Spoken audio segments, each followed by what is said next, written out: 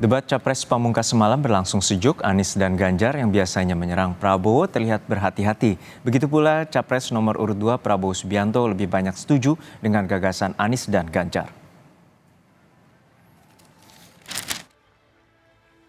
Debat calon presiden terakhir semalam yang bertema besar kesejahteraan rakyat dianggap berakhir anti klimaks. Tak ada lagi saling serang, terutama kepada Capres nomor urut 2 Prabowo Subianto. Begitu pula Prabowo yang meledak-ledak di dua debat sebelumnya terlihat lebih kalem. Menteri Pertahanan itu bahkan lebih banyak setuju dengan ide dan gagasan capres lain. Seperti saat visi nomor urut 1 Anies Baswedan tentang pendidikan. Program yang menurut saya harus dikerjakan, kita akan rencana kerjakan adalah percepatan sertifikasi guru.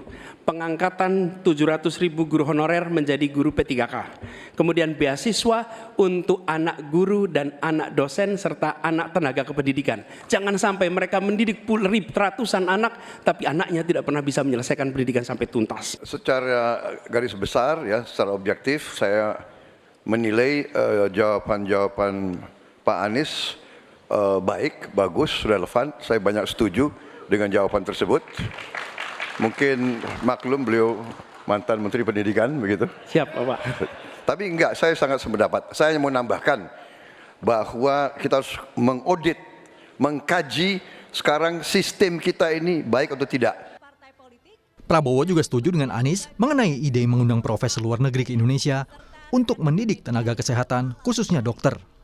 Sebelumnya, Prabowo dalam visinya mengatakan akan mengirim 10.000 mahasiswa kedokteran ke luar negeri untuk mengejar kekurangan dokter di Indonesia. Karena seringkali yang kita anggap sebagai kebutuhan belum tentu di lapangan itu menjadi kebutuhan. Tapi prinsip pengembangan kompetensinya setuju, Pak. Dan bila memang diharuskan untuk belajar ke luar negeri, maka go ahead. Tapi bila dibalik, profesor yang dibawa ke sini, institusinya dibawa ke sini juga tidak masalah. Karena dengan begitu proses belajar itu akan terjadi. Tapi saya setuju juga mengundang profesor-profesor untuk mengajar di kita. Jadi saya usulkan bahwa dari 92 fakultas kedokteran kita tingkatkan menjadi 300 fakultas kedokteran. Jadi saya kira usul Pak Anies baik juga mengundang profesor ke Indonesia. Begitu pula saat Prabowo mengatakan setuju dengan ide internet gratis di pedesaan gagasan Capres nomor urut 3 Ganjar Pranowo. Prabowo mengatakan hanya tidak setuju bila program internet desa lebih diprioritaskan dari program makan siang gratis ide pasangan Prabowo Gibran. Di Pontianak pada tanggal 20 Januari Bapak menyampaikan bahwa orang yang menginginkan internet gratis itu, maaf ini Pak, otaknya lambat. Padahal biasanya mereka otaknya cemerlang gitu. Di sisi lain ketika Bapak menyampaikan itu, cawapres Bapak bicara IoT, hilirisasi digital, dan banyak program yang sebenarnya berbau digital. Padahal Pak dengan internet gratis dan coveragenya bagus ini bisa mengatasi kesenjangan.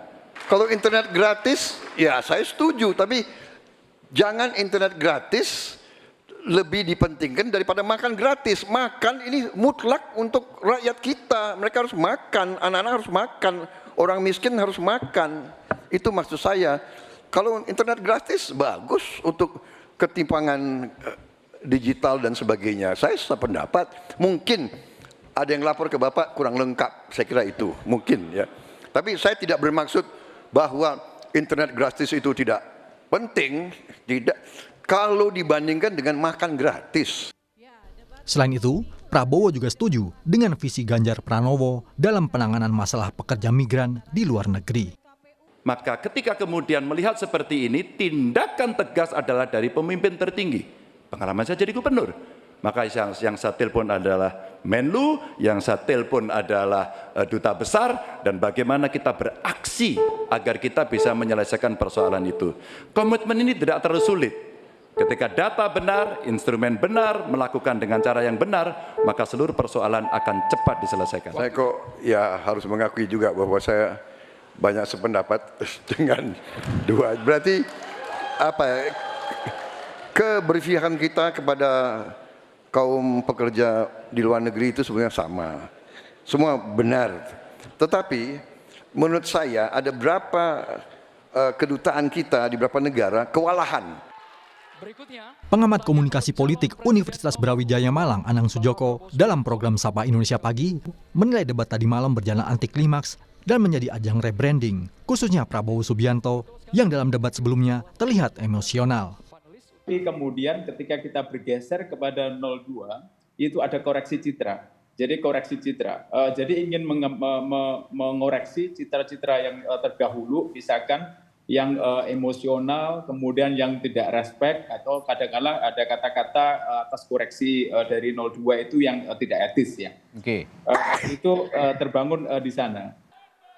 Usai debat terakhir, tahapan pemilu akan diakhiri dengan kampanye akbar 3 pasangan 10 Februari nanti. Sebelum akhirnya pencoblosan di tanggal 14 Februari. Tim Liputan, Kompas TV.